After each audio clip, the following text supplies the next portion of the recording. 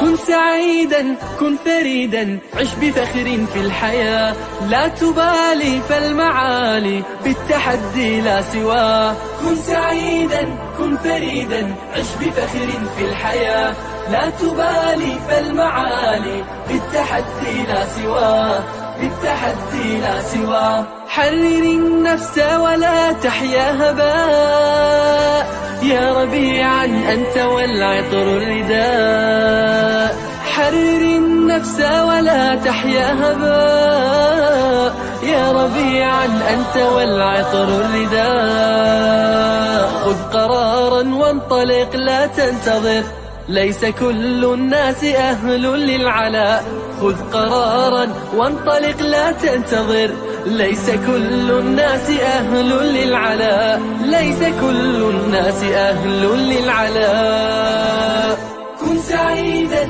كن فريدا عش بفخر في الحياة لا تبالي فالمعالي بالتحدي لا سواه كن سعيدا كن فريدا عش بفخر في الحياة لا تبالي فالمعالي بالتحدي لا سواه بالتحدي لا سواه ذلك الدهر الذي ترضى به هل يراك الكون من صناعه ذلك الدهر الذي ترضى به هل يراك الكون من صناعه ودع الأحلام يا فارسنا كن بهذا العصر من أعلامه ودع الأحلام يا فارسنا كن بهذا العصر من أعلامه كن بهذا العصر من أعلامه كن سعيدا كن فريدا عش بفخر في الحياة لا تبالي فالمعالي بالتحدي لا سواه كن سعيدا كن فريدا عش بفخر في الحياة لا تبالي فالمعالي بالتحدي لا سواه بالتحدي لا سواه إنما المشتاق للمجد التليد لن تراه مستكينا كالعبيد إنما المشتاق للمجد التليد لن تراه مستكينا كالعبيد إنه ليث البرايا ثابت يمتطي العز بعزم من حديد إنه ليث البرايا ثابت يمتطي العز بعزم من حديد يمتطي العز بعزم من حديد كن سعيدا كن فريدا عش بفخر في الحياة لا تبالي فالمعالي بالتحدي لا سواه كن سعيدا كن فريدا عش بفخر في الحياة لا تبالي فالمعالي بالتحدي لا سواه بالتحدي لا سواه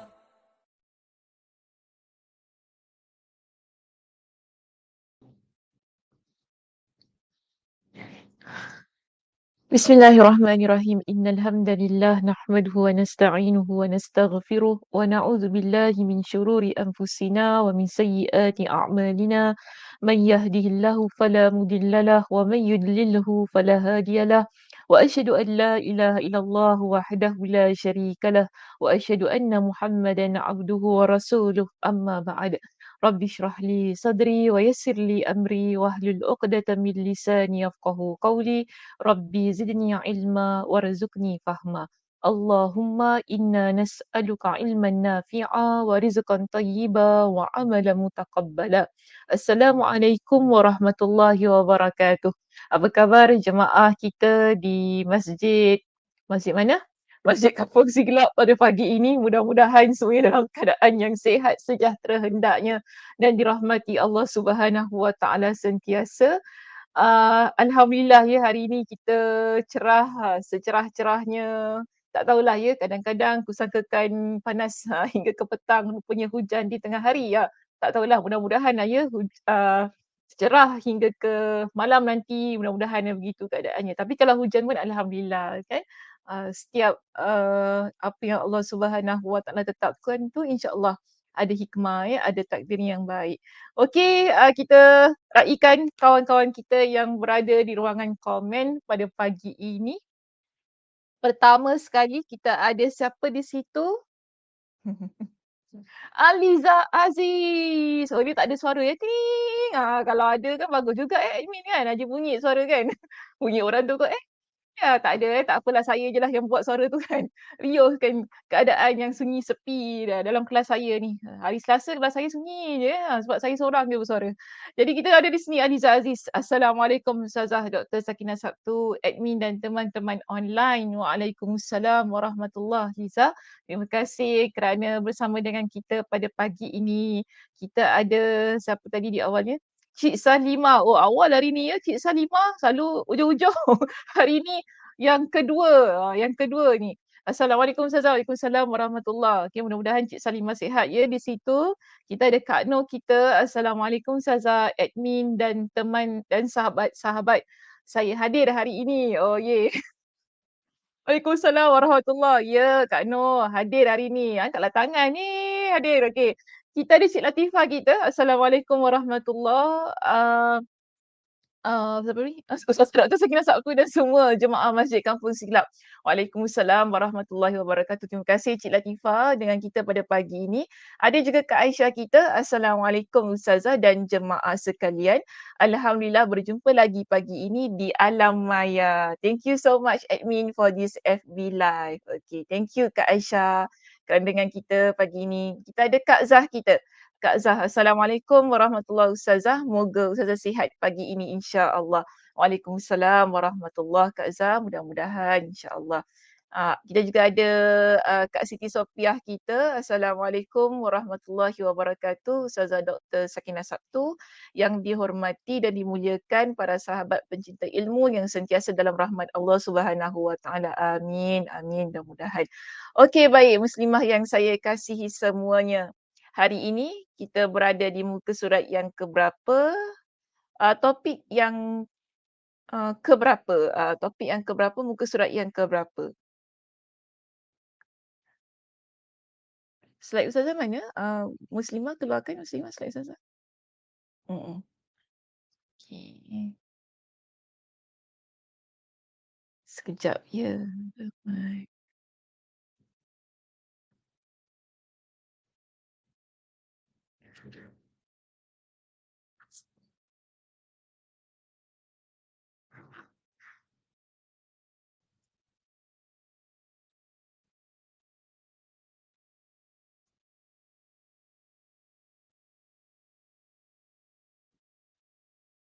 Poin E tak. Tak ada hari ni tak payah tekalah hati sebab saya akan skip jauh ya. Perbincangan poin E tu kita tinggalkan poin E terus masuk kepada poin F. A, B, C, D, E, F. Okey. Tinggalkan terus masuk poin kita yang F di muka surat 342.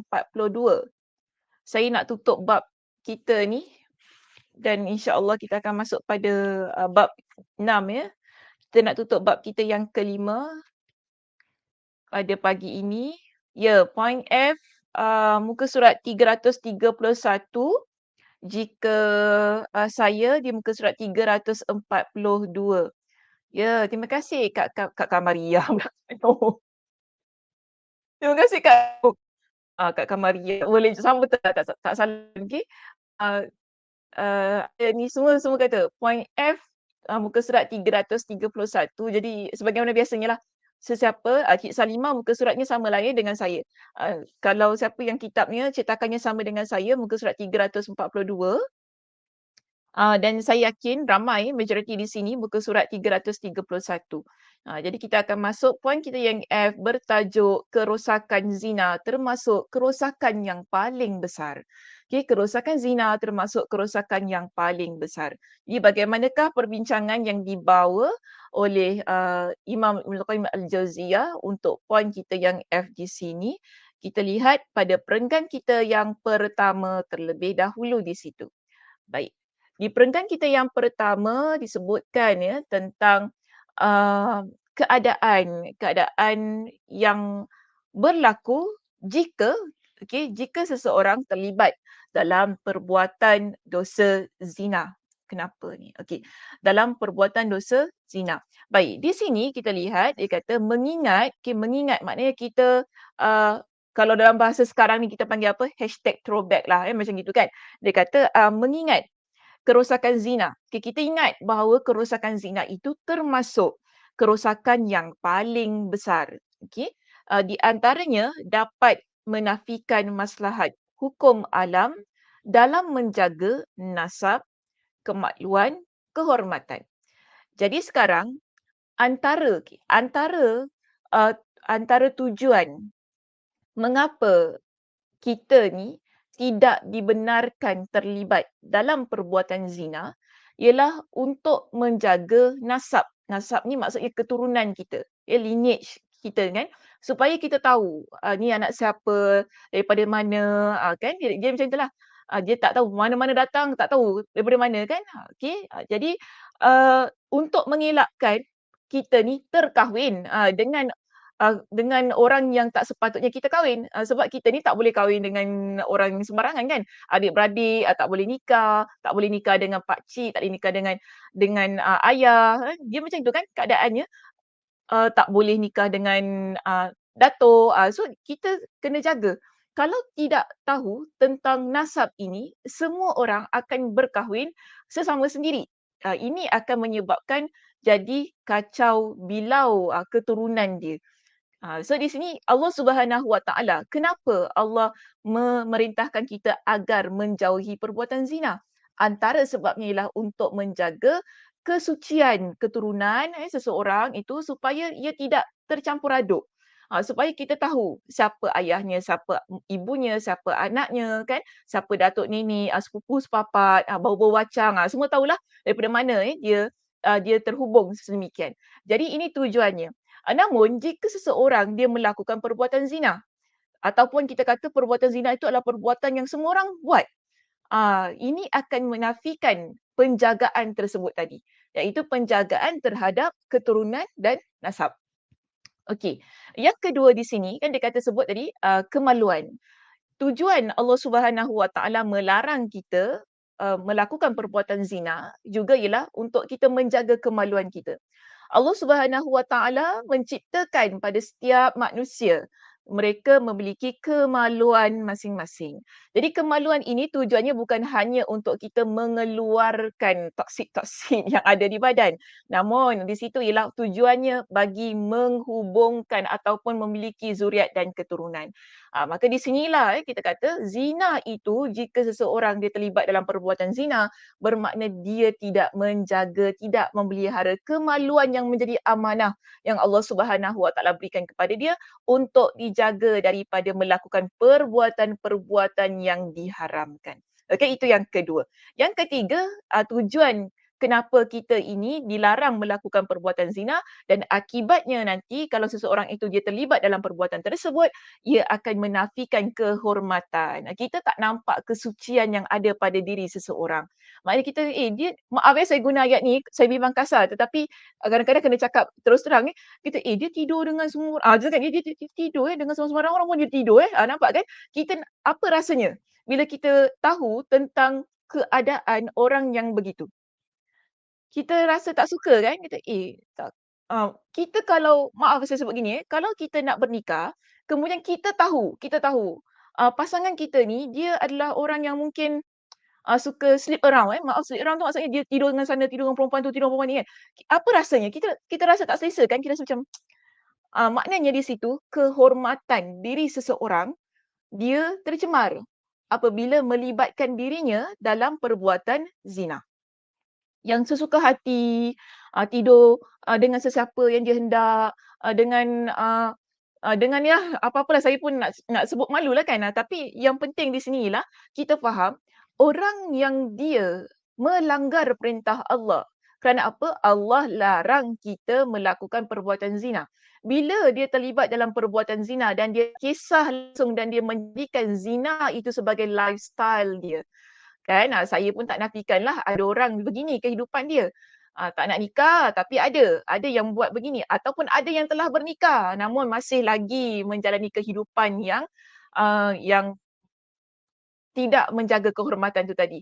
Maka ini akan menafikan penjagaan pada keturunan diri dia, kemaluan yang Allah Subhanahu Wa Taala berikan kepada dia dan juga kehormatan dirinya yang sepatutnya dia jaga dengan sebaik-baiknya. Dan di sini Imam Ibnul Qayyim Al-Jauziyah juga menyebutkan hal ini boleh menimbulkan sebesar-besar permusuhan dan kebencian di antara manusia. Mengapa sedemikian? Dia terangkan kepada kita di sini. Kerana setiap mereka tu orang yang berzina, mereka ini boleh merosak isteri orang lain. Dia akan merosak anak perempuan, saudara perempuan, ibu dari kawannya, dengan mak itu kawan dia tapi dengan mak kawan dia pun ada ni juga kan, macam tu kan dia kata. Uh, Hingga dunia pun hancur akibat perbuatan tersebut. Ini tadi maksud saya, dia tak kisah dengan siapa. Dia rasa dia suka, dia berkenan, dia hendak je macam tu. Jadi ini perbuatan, sebab tu perbuatan ini dia menafikan tiga tadi kan yang di awalnya. Kemudian dia kata di sini, oleh sebab itu Allah Subhanahu Wa Taala mana tadi? Akibat perbuatan tersebut. Maka tingkat kerosakan zina ini menempati posisi tepat di bawah pembunuhan. Pembunuhan itu diletakkan di level yang atas sedikit, kemudian diikuti dengan perbuatan zina. Oleh sebab itu Allah Subhanahu Wa Taala menyertakan penyebutan zina dalam kitabnya, begitu pula rasulnya dalam sunnahnya sebagaimana yang telah lalu. Di sini kita dapati bahawa oleh kerana perbuatan zina ini adalah perbuatan yang haram, perbuatan dosa yang melanggar, bagi saya melanggar tata susila, adab, kesopanan, kehidupan kita sebagai manusia yang normal, yang nak menjaga maruah diri, nak menjaga kemaluan, nak menjaga nasab keturunan ini. Jika orang tak kisah tentang semua ini, maka inilah kita panggil sebagai punca dia boleh bermusuhan dengan ramai orang. Sebab itu Allah Subhanahu Wa Taala menyebutkan keharamannya dalam Al-Quran dan Nabi SAW juga ada menyebutkannya dalam hadis-hadis baginda. Baik, kita lihat seterusnya ya. Pada muka surat 343 lah, kalau teman-teman semua 332 mungkin. Imam Ahmad dia ada berkata, dalam kitab kita disertakan dengan pandangan oleh Imam Ahmad rahimahullah, dia kata, aku tidak mengetahui dosa yang lebih besar setelah pembunuhan daripada zina. Dosa membunuh itu je besar, kan? Tetapi setelah bukan kita kata dosa membunuh sahaja yang besar, namun ada dosa-dosa lain yang besar juga, termasuklah di sini perbuatan berzina. Dan Allah Subhanahu Wa Taala telah menekankan keharaman zina berdasarkan firman-Nya dalam surah Al-Furqan pada ayat yang ke-68 hingga 70. Okey, baik muslimah semuanya boleh kita rujuk surah Al-Furqan ayat yang ke-30, ayat yang ke-68 hingga 70 di situ. Baik, di sini sebenarnya ayat ini menerangkan kepada kita tentang ciri-ciri hamba Allah yang digelar sebagai ibadur Rahman. Oh, subhanallah. Handphone saya berada jauh di non sana. Saya nak buka apps Quran saya. Sebentar ya. Sebab bateri dia ni kan. Sebentar.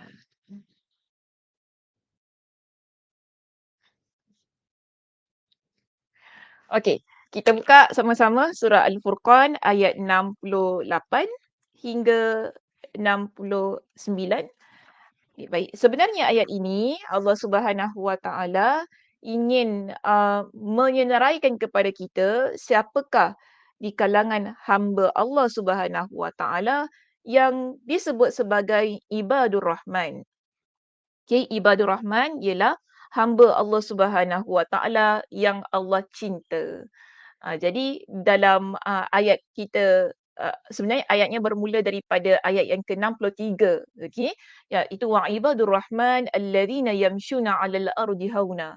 Dan saya pun banyak kalilah bawakan tentang perbahasan ciri-ciri ibadur rahman Dan kebetulan di sini Imam Ibnul Qayyim Al-Jauziyah dia membawakan ayat ini bagi menunjukkan ataupun membuktikan kepada kita bahawa perbuatan zina ini adalah perbuatan yang haram.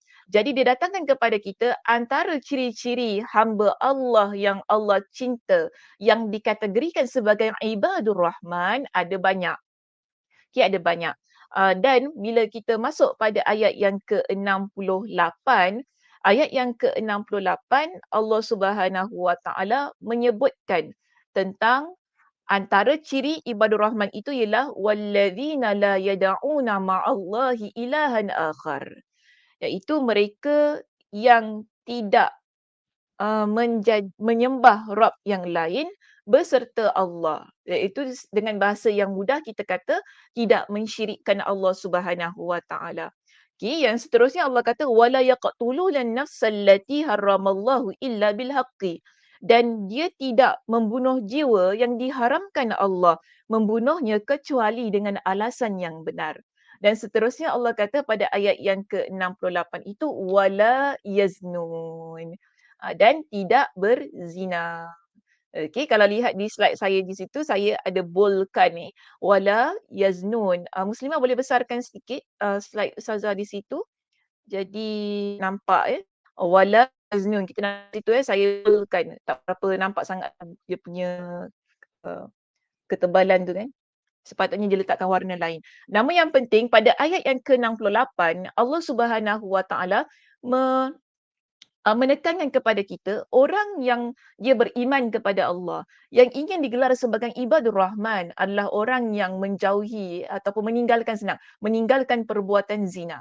Mereka tidak mensyirikkan Allah, tidak membunuh dan tidak berzina. Namun Allah kata begini, wa may yaf'al dzalika, siapa yang buat semua itu. Maknanya siapa yang mensyirikkan Allah, siapa yang membunuh orang sesuka hati dan siapa yang berzina, wa may yaf'al dzalika yalqa athama. Allah Subhanahu Wa Taala kata apa? Siapa yang melakukan yang demikian itu nescaya dia mendapat pembalasan dosanya. Dia berada dalam kategori orang yang berdosa. Kemudian Allah kata yudha'af lahul azab, yudha'af lahul azabu yaumal qiyamah wa yakhlud fihi muhana. Orang yang begini Allah Subhanahu Wa Taala akan lipat gandakan azab. Kita sebolehnya kita nak Allah Subhanahu Wa Taala lipat gandakan pahala kita, bukan melipat gandakan azab. Okey, tapi di sini orang yang dia mensyirikkan Allah, yang membunuh, kan, orang yang dia berzina, Allah kata apa? Mereka ini di kalangan orang yang berdosa dan Allah melipat gandakan azab bagi mereka. Wa yakhlud fihi muhana. Dan mereka ini kekal dalam azab itu dalam keadaan yang terhina. Jadi ayat ini secara jelas menunjukkan kepada kita, okay, Muslimah boleh besarkan muka Ustazah, menyebutkan kepada kita secara jelas di situ bahawa orang yang meletakkan dirinya dalam keadaan berzina, okay, ataupun dia menjadikan zina ni sebagai sebahagian daripada kehidupan dia, lifestyle dia, gaya hidup dia kan. Oh tak berzina tak boleh lah, tak best lah macam itu kan. Na'udzubillahi min zalik lah ya. Namun ada orang yang sedemikian, maka Allah kata orang yang begini yalqa athama. Dia dikategorikan sebagai orang yang berdosa, yudha'af, lalu dilipat gandakan azab bagi diri dia, dan orang yang begini bukan sahaja dilipat gandakan tapi dia kekal dalam azab itu dalam keadaan yang terhina, kekal dalam keadaan yang terhina dalam api neraka. Jadi kalau saya bacakan dalam sebuah hadis yang lainnya, Nabi SAW pernah pada satu ketika Nabi SAW baginda ini dibawa berjalan oleh dua orang malaikat, kemudian Nabi diperlihatkan dengan azab api neraka. Antara azab yang Nabi SAW lihat ialah Nabi kata apa? Kami tiba di sebuah tempat seperti tempat pembakaran. Okey, di dalam itu ada orang yang berteriak dengan sekuat-kuatnya, suara yang begitu bising. Lalu Nabi SAW kata, aku pun menjenguk dan aku lihat ada orang yang mana dikejar oleh api bawahnya tu kan, bawah lah, maksudnya bahagian kemaluannya itu dibakar dengan api dan dikejar oleh api. Jadi Nabi SAW tanya kepada malaikat, kenapa orang ini, kenapa mereka semua ini terpekik-pekik dan diperlakukan sedemikian. Jadi para malaikat ini kata kepada Nabi, mereka itu adalah lelaki dan wanita yang berzina. Maka Allah Subhanahu Wa Taala timpakan kepada mereka dengan azab yang sedemikian. Azab yang sangat dahsyat kepada orang yang melakukan perbuatan zina. Okey, baik. Maka di sini kita lihat dalam kitab saya masuk kembali dalam perbincangan kitab kita. Allah menyertakan perbuatan zina dengan perbuatan syirik dan pembunuhan. Bila kita baca tadi surah Al-Furqan ayat 68 hingga 70, Allah meletakkan perbuatan zina ini dia seiring. Kan? Tadi kita baca wallazina la yad'una ma'allahi ilahan akhar. Pertama, Allah letak itu. Kemudian wala yaqtulun nafs dan tidak membunuh jiwa. Kedua Allah Subhanahu Wa Taala sebutkan sedemikian. Lalu diikuti dengan wala yaznun dan tidak berzina. Jadi di sini Imam Ibn Al-Qayyim kata apa? Allah menyertakan perbuatan zina dengan perbuatan syirik di awalnya itu tadi dan pembunuhan serta menjadikan balasan dari semua itu adalah kekekalan dalam azab yang dilipat gandakan selama seorang hamba tidak melaksanakan perkara yang menghilangkan tersebut iaitu iman dan amal soleh. Jadi kalaulah orang itu dia tidak bertaubat kepada Allah, kemudian dia jadi orang yang uh, tak ingat langsung untuk beramal soleh, maka inilah azab yang akan dikenakan kepada dirinya di hari kiamat kelak. Namun kalau sekiranya seseorang itu dia bertaubat, dia dah belajar, dia dah tahu, dia menyesal dan meninggalkan perbuatan-perbuatan ini, antaranya perbuatan zina itu tadi, maka orang itu bersih daripada dosa-dosanya dan Allah Subhanahu Wa Taala akan masukkan mereka ke dalam syurga. Jadi kita banyakkanlah beristighfar kepada Allah Subhanahu Wa Taala kan. Kadang-kadang dosa zina ni dia bukan maaf saya sebut begini, dia bukan kita ni duduk atas katil lalu kita buat macam itu kan. Kadang kita tak perasan dosa zina ni ada banyak ada zina mata, ada zina telinga kan, ada zina lisan, lidah kan. So di sini banyak-banyaklah perlu beristighfar kita kepada Allah. Nanti kita akan bincangkanlah tentang zina mata yang menyebabkan seseorang itu boleh melakukan perbuatan yang lebih dahsyat. Baik, sekarang di sini Allah Subhanahu Wa Taala juga berfirman dalam ayat yang lain. Jadi maknanya tentang keharaman zina ini Allah Subhanahu Wa Taala bukan sahaja menyebutkan dalam surah Al-Furqan tadi kan, tetapi Allah Subhanahu Wa Taala juga menyebutkan dalam surah Al-Isra. Okay? Dalam surah Al-Isra pada ayat yang ke 32 di situ Allah Subhanahu Wa Taala menyebutkan dengan secara ringkas. Allah kata begini, wala taqrabuz zina dan janganlah kamu mendekati zina. Ayatnya Allah Subhanahu Wa Taala tak kata wala yaznun macam tadi kan. Tadi ayat surah Al-Furqan, Allah kata wala yaznun dan tidak berzina. Maknanya dia tak melakukan zina. Tetapi pada ayat ini pendekatan yang Allah Subhanahu Wa Taala gunakan berbeza dengan ayat dalam surah Al-Furqan tadi. Di sini Allah kata apa? Wala taqrabuz zina. Janganlah kamu mendekati zina. Maknanya dekat tak boleh, apatah lagi buat. Nampak tak? Dia belum buat lagi. Tapi dia cuma nak dekat saja. Baru nak main-main je tu kan. Baru nak tahu-tahu, baru nak tu, baru nak ni kan. Ini pun dah tidak dibenarkan. Apatah lagi bila dia nak buat. Maka di sini Allah kata apa? Innahu kana fahishatan wa sa'a sabila. Dan janganlah kamu mendekati zina, sesungguhnya zina itu adalah sesuatu perbuatan yang keji dan satu jalan yang buruk. Innahu kana fahisha. Fahisha tu maksudnya keji. Perbuatan yang tadi ia boleh membuatkan kita ini hilang kehormatan diri kita, membuatkan kita jadi orang yang tidak menjaga kemaluan kita tadi kan. Sebab tu kita panggil ia sebagai perbuatan yang keji.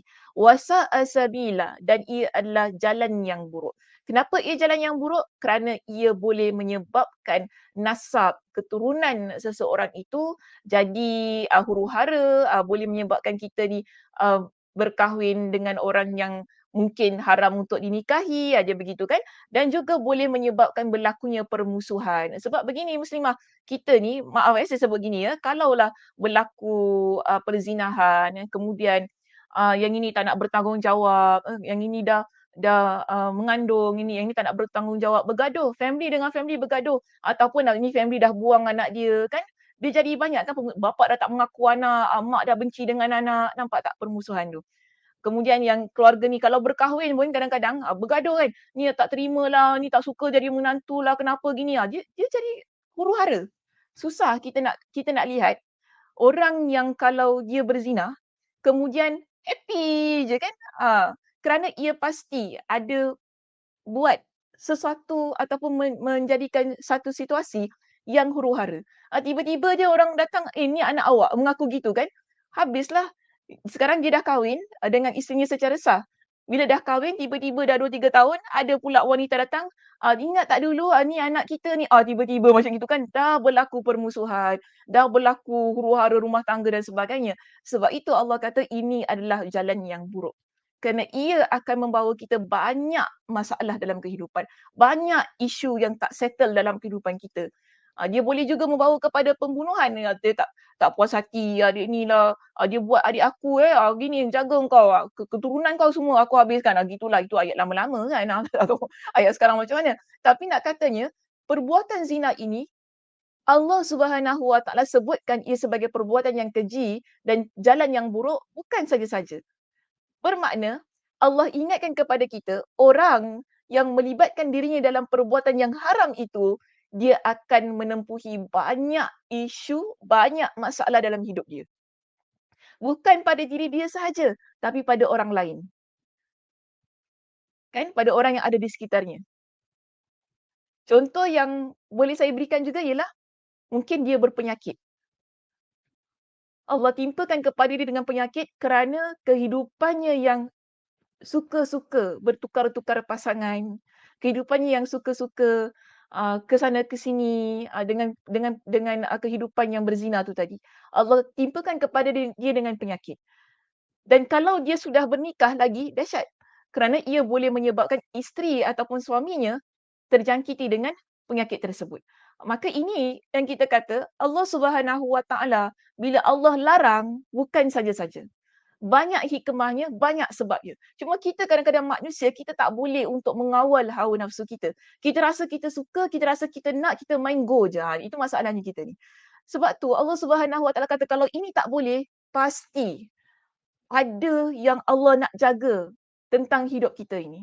Allah nak jaga akal, Allah nak jaga jiwa kita, kehormatan diri kita, nyawa kita. Allah nak jaga serba-serbinya tentang hamba Allah. Namun Allah juga memberikan kepada kita dengan pilihan. Ini bagi saya ini maha adilnya Allah Subhanahu Wa Taala. Allah tak paksa. Allah tak kata, okey ini haram betul haram, tapi terpulang kamu nak ikut ataupun tidak. Kalau kamu ikut, masuk syurga. Kalau kamu tak nak ikut, masuk neraka. Gitu saja, terpulang.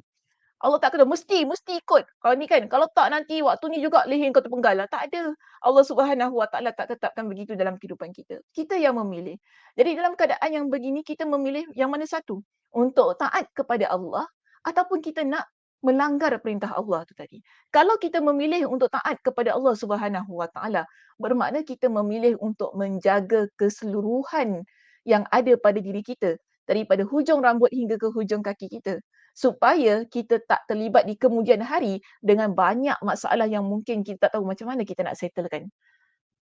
Kan di awalnya ialah bermula dengan dosa itu tadi.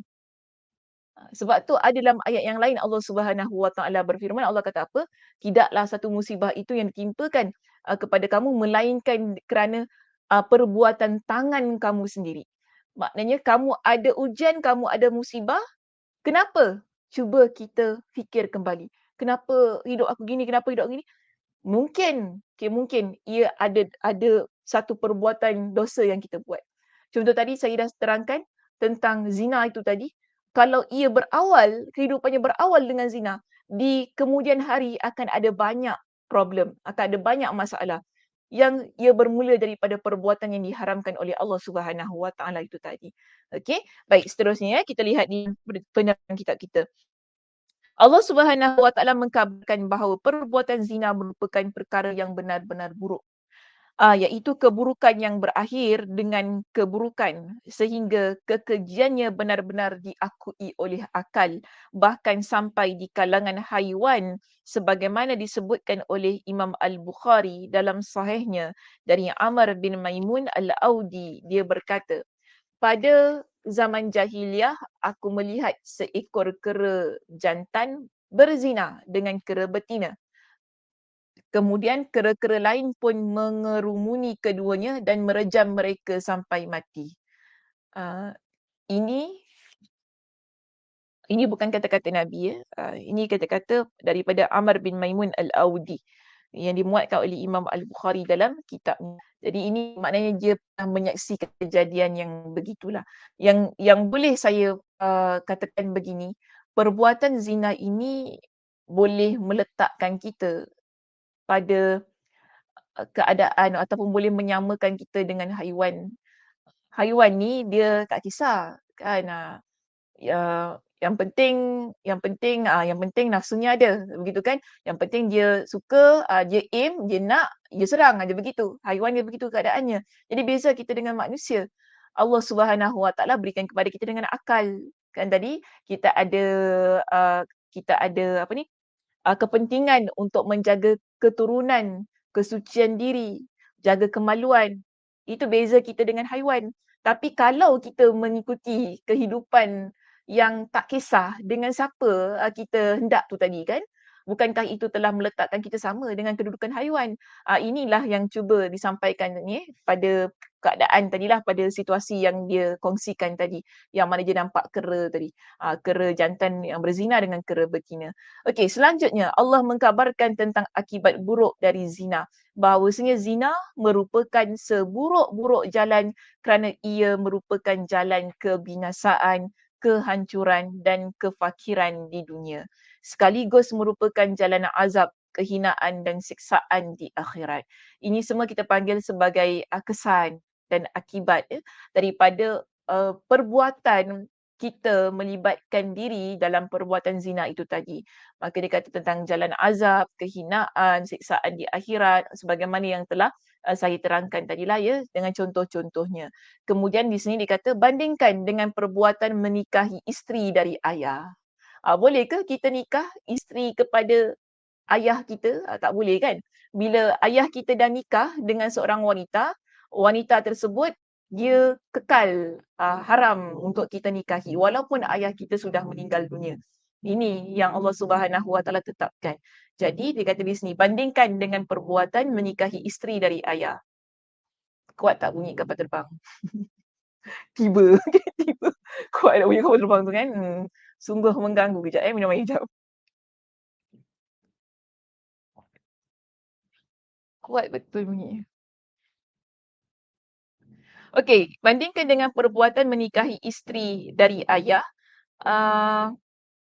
yang kerana buruknya perbuatan tersebut, Allah mengkhususkannya dengan tambahan celaan. Sebagaimana firman-Nya, innahu kana fahishatan wa maqtan wa sa'a sabila.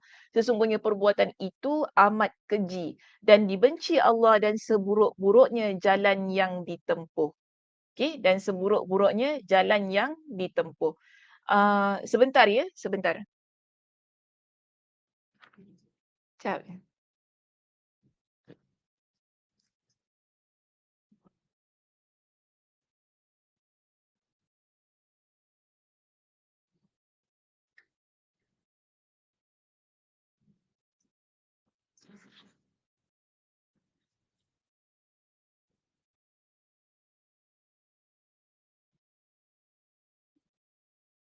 Okey. Maka di sini kalau kita lihat dalam surah An-Nisa ayat 22, tadi ya, dalam surah Al-Isra ayat 32 Allah sebutkan dua akibat iaitu fahishatau wasa'a. Okey, fahishatau wasa'a. Tetapi kalau kita lihat dalam surah An-Nisa ayat 22 ada 3. Allah tambah lagi satu keadaan. Fahishatau wasa'a wa maqta. Kan yang tengah tu kan fahishatau wa maqtau wasa'a. ada 3 keburukan yang Allah Subhanahu Wa Taala sebutkan bagi mereka yang menikahi isteri kepada ayah mereka. Maka di sini kita nampaklah Allah Subhanahu Wa Taala memang tidak memberikan kompromi kepada, tak ada tolak ansur tentang perbuatan zina ini. Ia haram, ia perbuatan yang keji, ia jalan yang buruk dan ia adalah satu keadaan yang dibenci oleh Allah Subhanahu Wa Taala.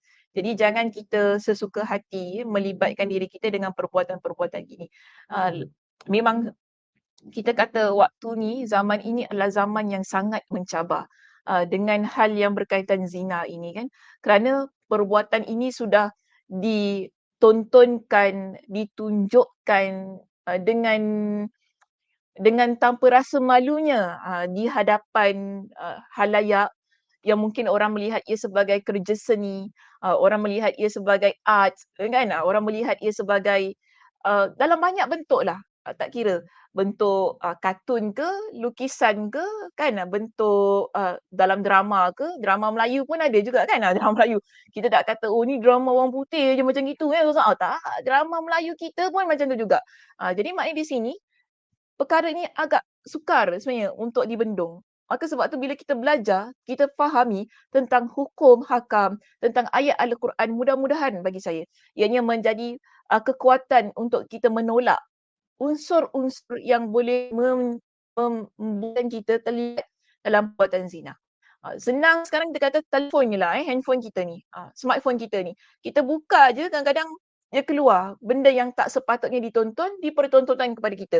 Yang kita kata, kita pun terperanjat dengan kena, apa ni terkeluar kan kat handphone kita kan. Ada orang share itu, orang share ini. Dia adalah sesuatu yang susah untuk kita bendung. Sebab tu kita kena jaga diri kita, jaga ahli keluarga kita daripada api neraka. Ini pesan Allah Subhanahu Wa Taala. Sebab tu kita belajar di sinilah untuk menjaga keseluruhannya.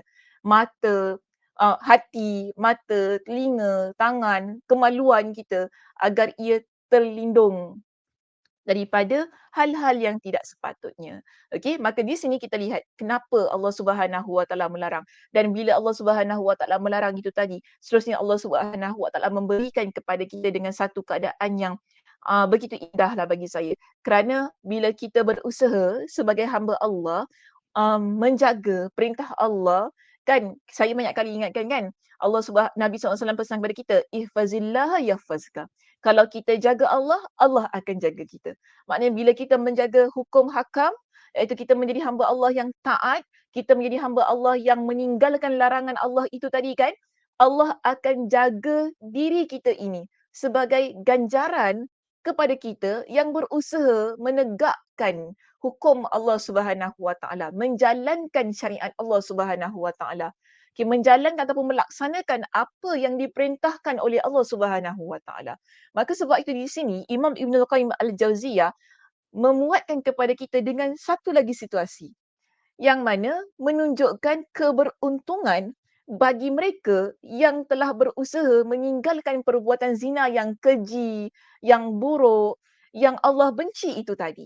Di sini didatangkan kepada kita dengan surah Al-Mu'minun.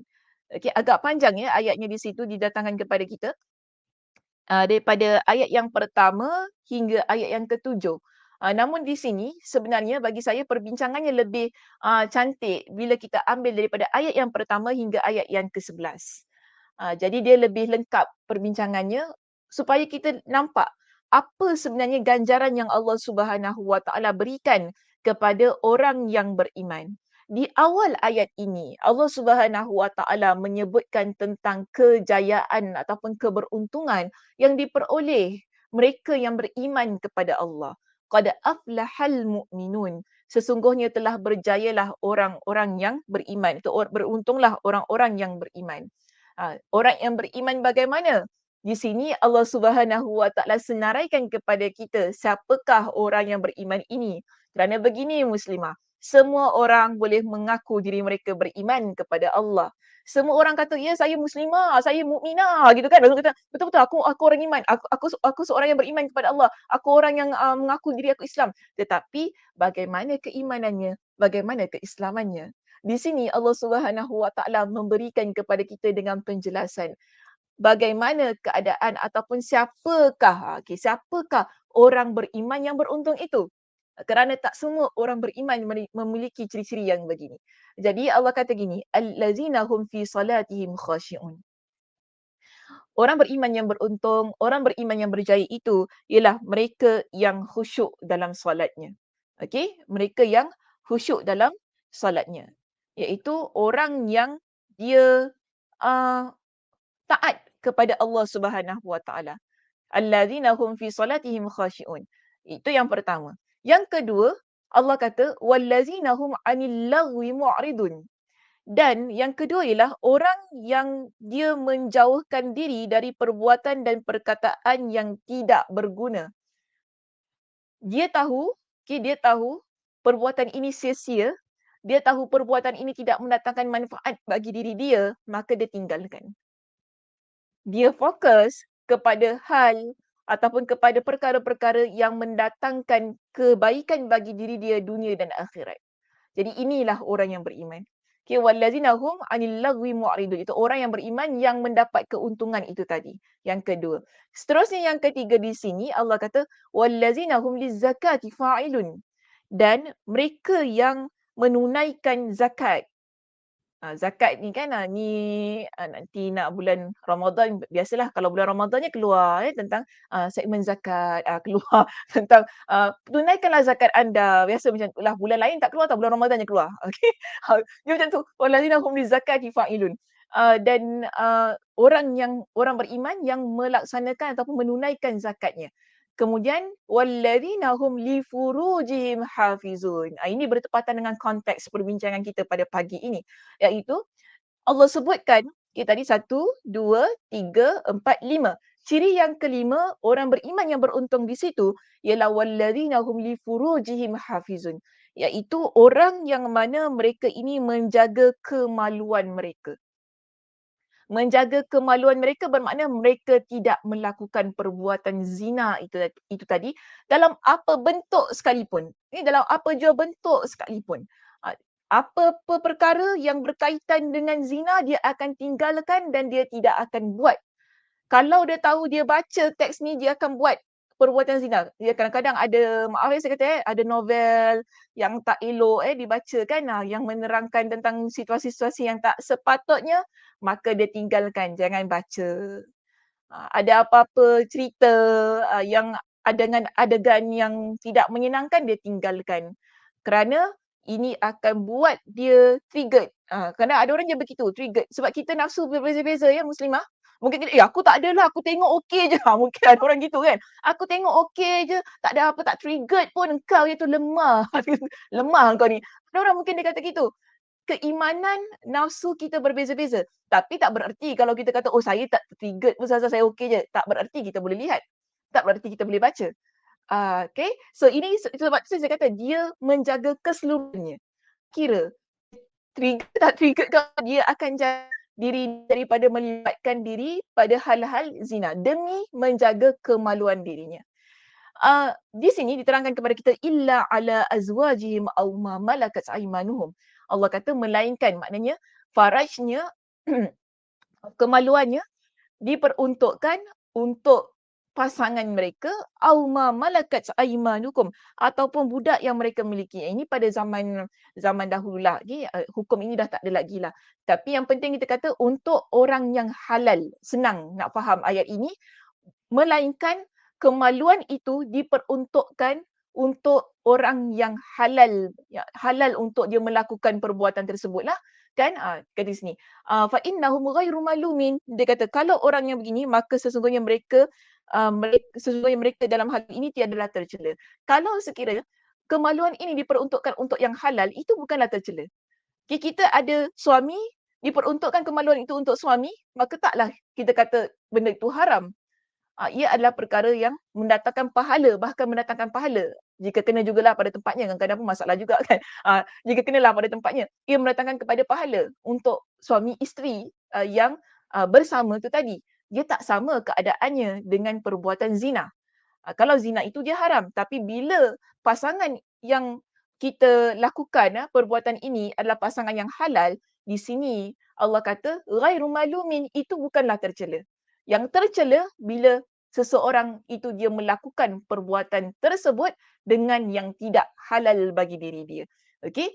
Wallazina hum faman ibtagha maaf faman ibtagha wara'a dzalika faulaika humul adun. Dan barang siapa mencari yang di sebalik itu maka itulah orang-orang yang melampaui batas. Di sini pada ayat yang ketujuh Allah berikan kepada kita dengan peringatan. Sesiapa yang melakukan sebaliknya. Tadi kan, ia masih berkait dengan ayat yang kelima ya. Orang beriman yang beruntung ialah orang beriman yang menjaga kemaluan dirinya. Yang dia peruntukkan kemaluannya untuk pasangannya yang halal itu tadi. Dan itu tidak tercela. Tetapi kalau orang beriman ini mereka cari yang haram untuk melampiaskan nafsunya, untuk mengadakan hubungan seks itu tadi kan, sebut teruslah senang.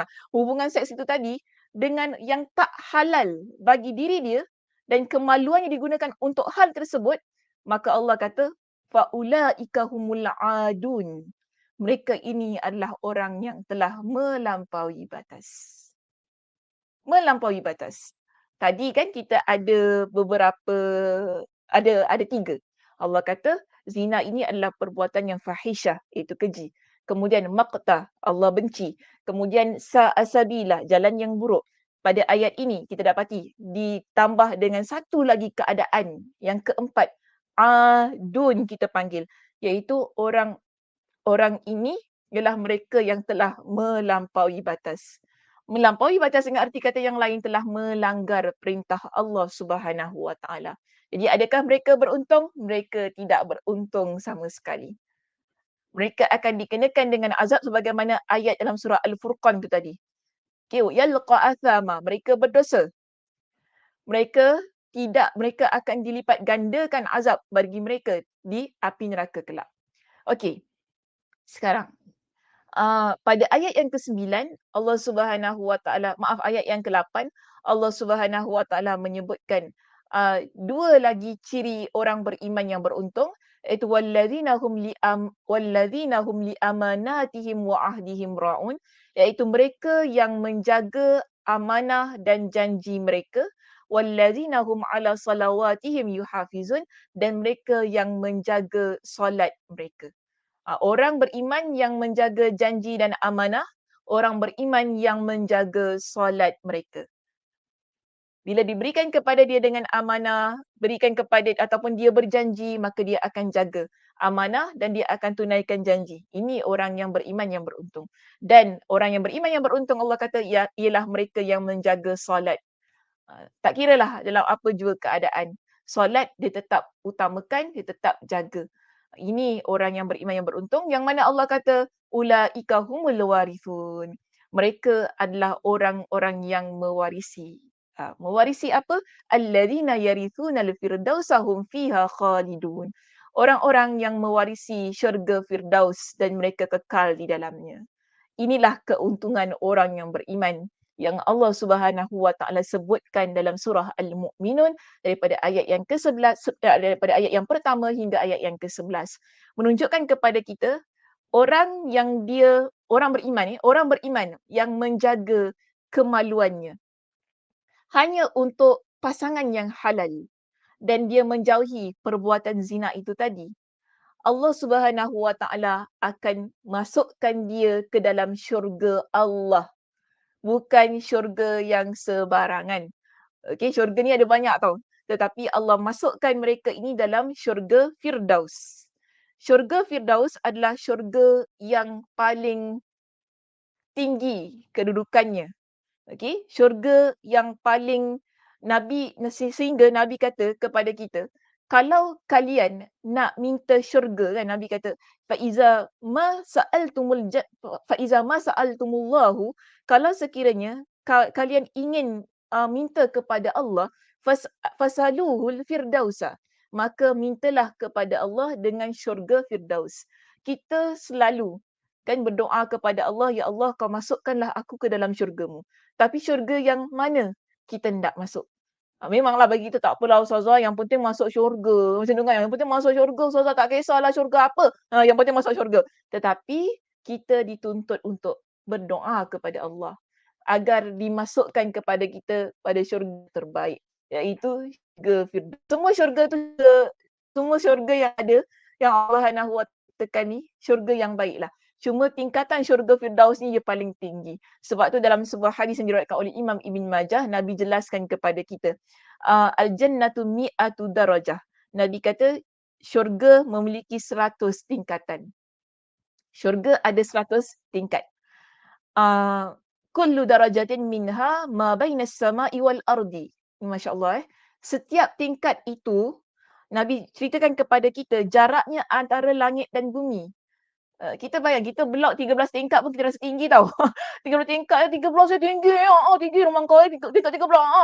Tapi sekarang ini Nabi ceritakan antara satu tingkat dengan satu tingkat.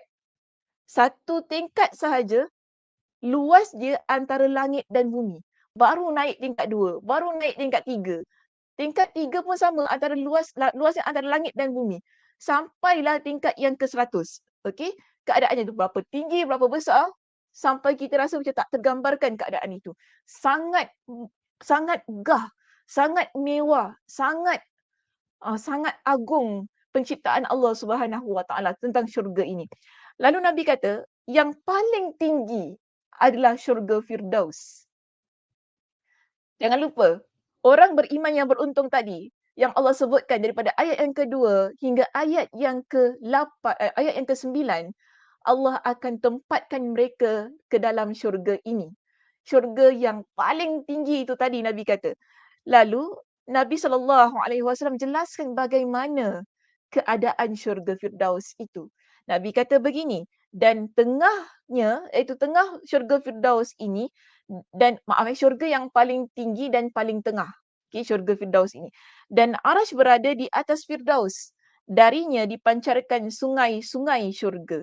Sebab itu Nabi kata, kalau kamu nak minta syurga, berdoa kepada Allah tentang syurga, mintalah syurga Firdaus. Dia paling tinggi, okey, paling tinggi, dan syurga ni atasnya adalah Arash Allah Subhanahu wa taala. Maknanya syurga yang paling dekat kedudukannya dengan Allah Subhanahu wa taala. Tempat syurga tu dengan Allah tu paling dekat. Kemudian Nabi kata di syurga Firdaus ini dia paling tinggi kan tadi. Di situlah ada main switch untuk mengalirkan sungai-sungai syurga ke syurga-syurga yang lain di bawahnya. Sangat indah, sangat mewah syurga Firdaus ini. Dan Allah Subhanahu wa taala memberikan ganjaran syurga Firdaus kepada mereka yang menjaga diri mereka dari perbuatan zina itu tadi, yang menjaga kemaluan mereka, yang hanya menggunakan kemaluan itu untuk hal-hal yang begini pada pasangan yang halal sahaja. Mereka tidak melampiaskan nafsu, mereka tidak mengadakan hubungan badan ini kepada orang yang maksudnya dengan mereka yang haram untuk mereka lakukan, dan mereka adalah orang yang benar-benar mendapat keuntungan yang telah Allah Subhanahu wa taala janjikan itu tadi, dan semuanya akan dapat dirasai ketika di akhirat kelak. Kan, subhanallah, inilah janji Allah kepada orang yang benar-benar menjaga diri mereka daripada perbuatan zina. Dan di sini daripada penjelasan ini tentang ayat itu kan, dalam kitab kita juga menerangkan ada 3 poin penting yang terkandung di dalam ayat ayat yang ke-5, ayat yang ke-5, 6 dan 7 dalam surah Al-Mu'minun itu tadi. Iaitu daripada penjelasan ayat yang ke-6, 5, 6 dan 7, kita fahami bahawa orang yang tidak memelihara kemaluannya, iaitu orang yang dia berzina, yang menjadikan zina sebagai kehidupan dia lah, yang dia suka dengan kehidupan itu, bukanlah orang yang beruntung. Kerana orang yang beruntung adalah mereka yang menjaga kemaluan. Okey? Dan termasuk orang yang tercela, serta termasuk orang yang melampaui batas. Jadi mereka yang terlibat dalam perbuatan haram itu perbuatan zina ini, yang tidak mahu menjaga kemaluan mereka, tidaklah kita panggil sebagai orang yang beruntung, orang beriman yang beruntung sebagaimana yang telah Allah Subhanahu Wa Taala jelaskan itu tadi, dan mereka termasuk orang yang tercela dan termasuk orang yang melampaui batas, iaitu al-adun, sebagaimana yang Allah Subhanahu Wa Taala sebutkan pada ayat yang ke-7. Okey, dan di sini kita balik dalam kitab kita yang ada A, B, C tu kan, ada juga di dalam slide saya di sini, orang itu tidak akan mendapat keberuntungan, pantas menyandang gelar melampaui batas, al-adun tadi, dan layak terjatuh dalam celaan.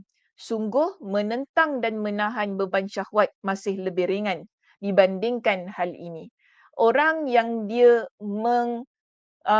mengawal nafsu syahwatnya, orang yang dia menahan beban syahwat kan, sebab dia nak buat tapi dia tahan, benda tu sakit tapi dia tahan kan, rasa macam tak selesa, rasa macam tak boleh nak buat tapi dia tahan sampai dia tinggalkan perkara itu. Hal itu kita rasa beban, hal itu rasa menyakitkan, tetapi Imam Ibnul Qayyim kata apa?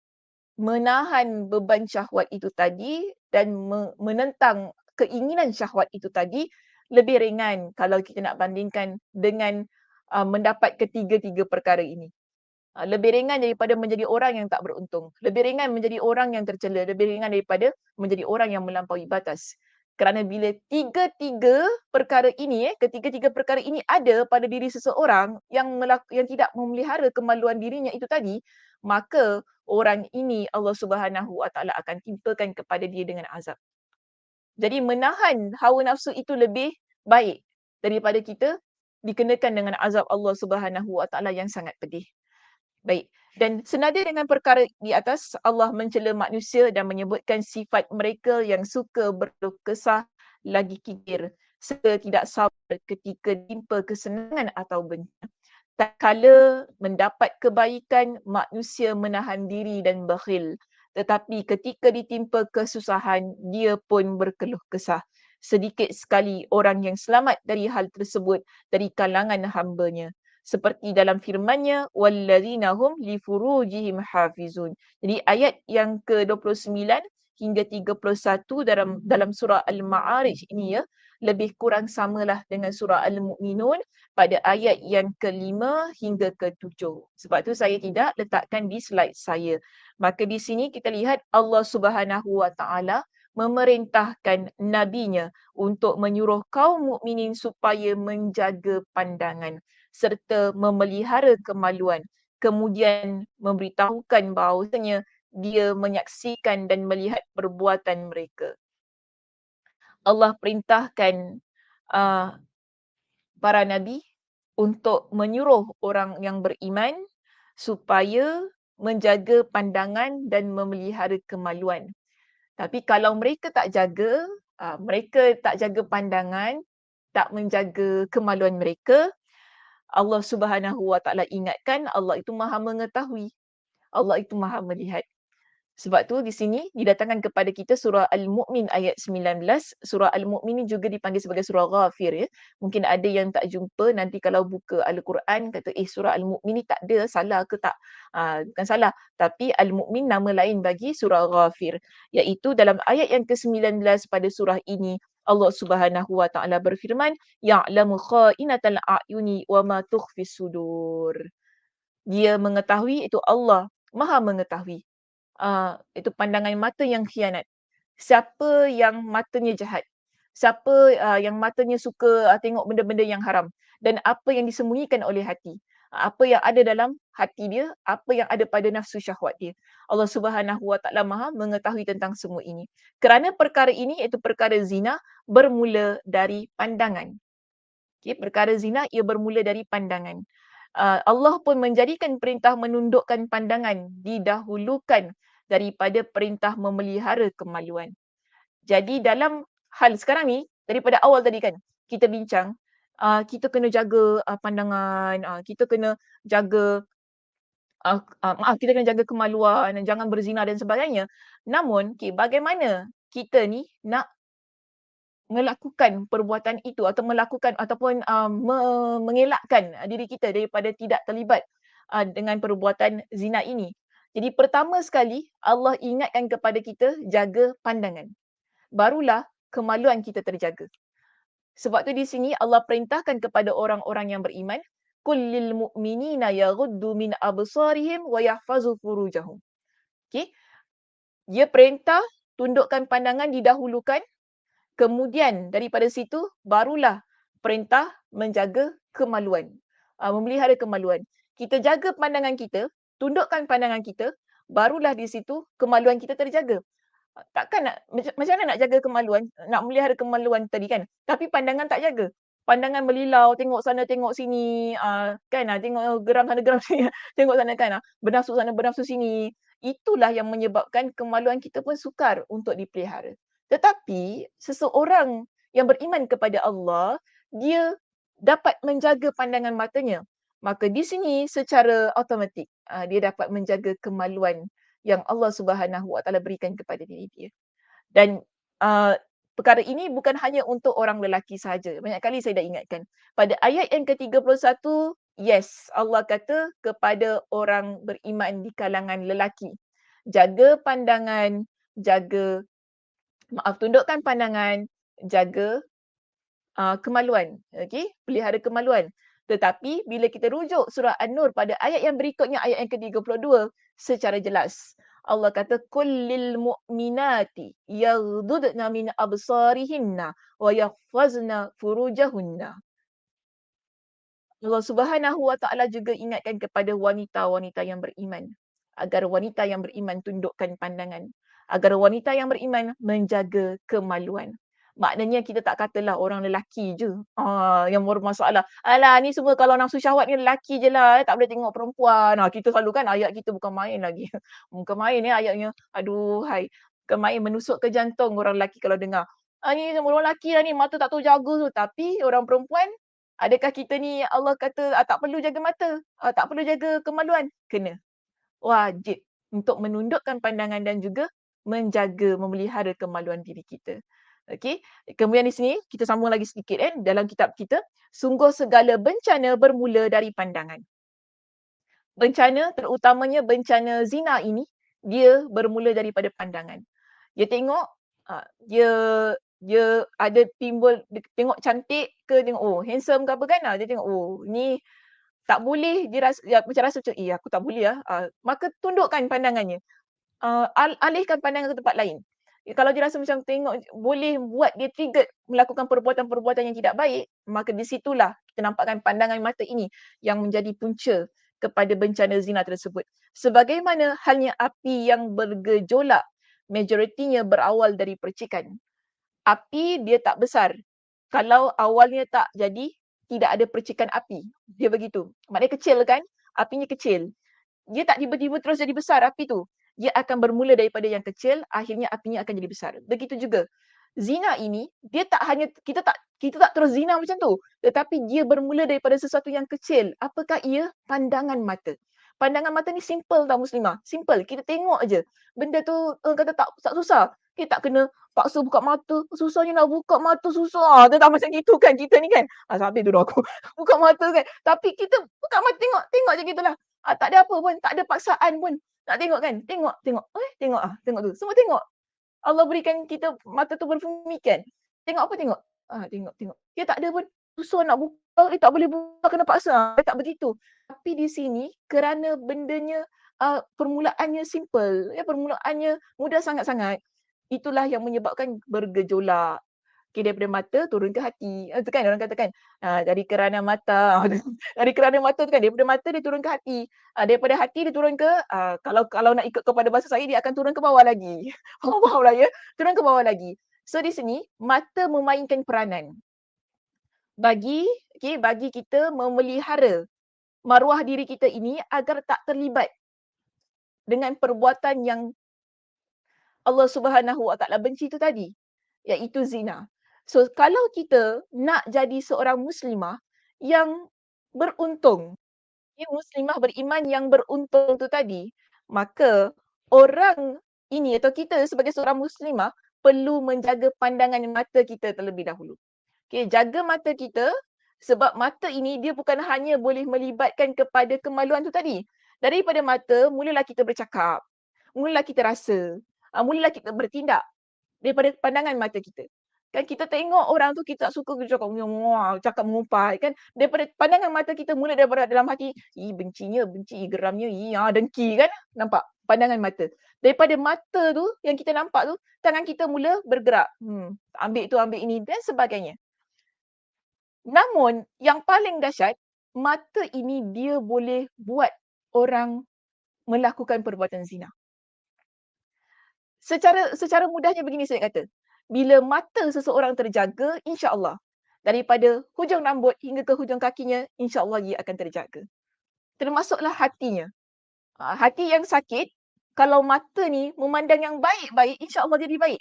Tapi kalau mata ni asyik mata merah, mata sakit, kan tengok, geram, benci, tak suka. Kalau mata kita melihat semua benda dalam keadaan yang sakit hati, dalam keadaan yang benci, dalam keadaan yang mata merah, dengki, maka sakitlah hati kita.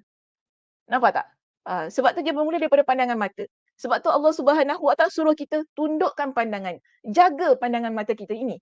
Dan di sini kata, semua berawal dari pandangan, kemudian menjadi fikiran, lalu menjadi langkah, lantas menjadi dosa. Imam Ibn Qayyim kata begitu. Semuanya dia berawal daripada pandangan mata kita, kemudian dia menjadi pemikiran, jadi ideas kita, lalu ia menjadi langkah apa yang kita nak buat, lantas ia menjadi dosa.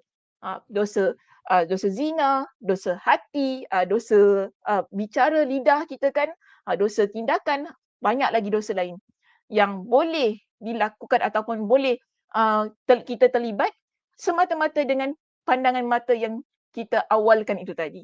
Okey, baik, seterusnya kata begini. Oleh sebab itu, ada yang berkata, siapa yang menjaga 4 hal ini bererti telah menjaga agamanya. Siapa yang dia menjaga 4 hal, iaitu menjaga pandangan, dia menjaga pemikirannya, dia menjaga ucapan dan dia menjaga langkah dia, maka dia dapat menjaga agamanya dengan baik. Dan Nabi SAW juga banyak mengingatkan kepada kita tentang akhlak yang baik, tentang menjaga lidah, tentang menjaga tingkah laku kita kan. Semua itu kalau kita dapat jaga, maka baiklah agama kita. Kemudian dia tutup di sini lagi, maka sudah selayaknya seorang hamba mengendalikan dirinya dalam 4 perkara di atas, iaitu tentang pandangan mata dia, tentang pemikiran, ucapan dan langkah. Di samping itu, hendaklah dia menjaga benteng-benteng pertahanan yang akan dimasuki musuh agar mereka tidak bermaharajalela di dalamnya dan membinasakan apa saja yang berhasil dikuasainya dengan sehancur-hancurnya. Jadi kita perlu menjaga diri kita daripada dimasuki benteng-benteng kita ni kan, dimasuki oleh musuh. Musuh siapa? Iaitu syaitan. Syaitan bila dia dapat menguasai semua benteng yang ada pada diri kita, maka dia akan dapat juga menguasai diri kita ini untuk melakukan perbuatan-perbuatan dosa. Maka sebab itu di sini Nabi SAW mengajarkan kepada kita dengan doa. Untuk kita menjaga diri kita daripada perbuatan-perbuatan yang haram yang sepatutnya kita tinggalkan. Antaranya ialah mohon perlindungan kepada Allah dari zina, daripada kejahatan kemaluan kita. Maka di sini Nabi SAW pada satu ketika pernah dikunjungi oleh seorang sahabat yang mana dia tanya kepada Nabi SAW, wahai Rasulullah, kau ajarkanlah kepada aku dengan sesuatu yang boleh aku jadikan sebagai perlindungan. Maknanya dia nak doa kepada Allah, kan, dia minta perlindungan kepada Allah. Jadi Nabi SAW pun pegang bahu dia. Nabi pegang bahu dia, Nabi ajar dia dengan doa ini. Nabi kata kepada dia, baca, Allahumma inni a'udzubika min syarri sam'i. Ya Allah, aku berlindung kepadamu dari keburukan pendengaranku. Wa min syarri basari, dan dari keburukan penglihatanku. Mata kan? Kita bincang tadi tentang mata kan? Okey, minta Allah jaga mata kita ini supaya kita tak lihat perkara-perkara yang tidak baik. Wa min syarri lisani, dan daripada kejahatan lidahku. Wa min syarri qalbi, dan daripada kejahatan hatiku. Wa min syarri mani, dan daripada kejahatan maniku, iaitu air maniku. Dengan kata lain di sini maksud air mani ialah kemaluanku. Jaga, semoga Allah SWT memberikan perlindungan kepada anggota-anggota tubuh badan kita ini. Telinga, mata, lidah, hati, hinggalah kepada kemaluan itu tadi. Nampak cantik ya Nabi SAW ajar kita ni. Jaga diri ni bukan jaga mata, bukan jaga telinga je, bukan jaga lidah je, tapi keseluruhannya. Hingga termasuklah kepada kemaluan kita. Nabi perintahkan di sini supaya dibaca doa ni agar kita dilindungi oleh Allah Subhanahu Wa Taala perbuatan-perbuatan yang tidak baik, termasuklah perbuatan zina. Jadi mudah-mudahan ni sampai situ saja perbincangan kita pada pagi ini. Mudah-mudahan Allah Subhanahu Wa Taala menguatkan jiwa-jiwa kita, okey, daripada sebarang keinginan yang tidak baik, sebarang keinginan yang ingin membuatkan kita ini menjebakkan diri dalam perbuatan zina.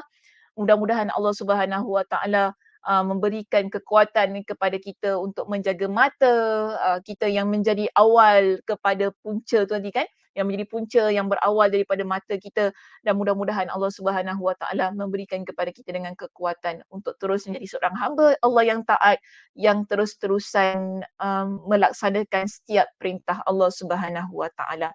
Okey muslimah, itu sahaja perbincangan kita pada pagi ini. Terima kasih di atas perhatiannya. Mudah-mudahan Allah Subhanahu Wa Taala memberkati pertemuan kita pada pagi ini. Mudah-mudahan Allah Subhanahu Wa Taala memberikan kepada kita dengan kesihatan hingga kita berjumpa lagi di minggu hadapan.